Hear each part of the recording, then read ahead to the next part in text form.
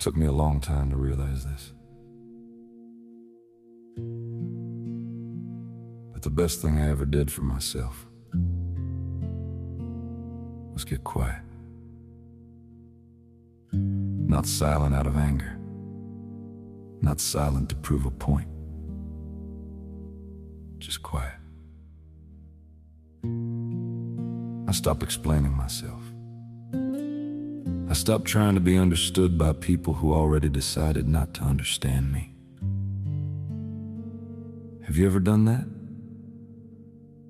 Have you ever tried to prove your heart to someone who already made up their mind about you? That kind of pain is exhausting.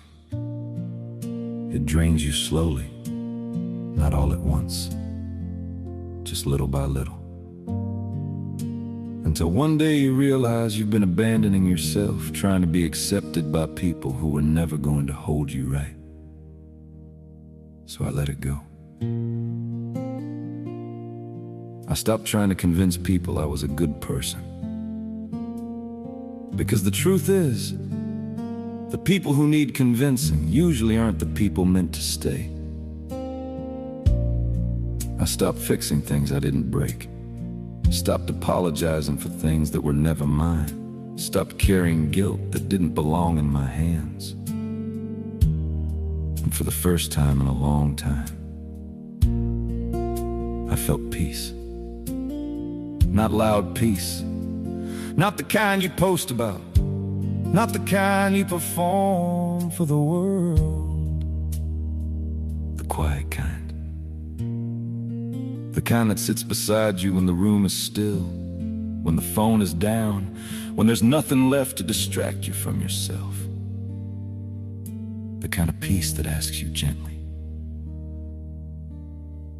why were you trying so hard to be chosen by people who never chose you?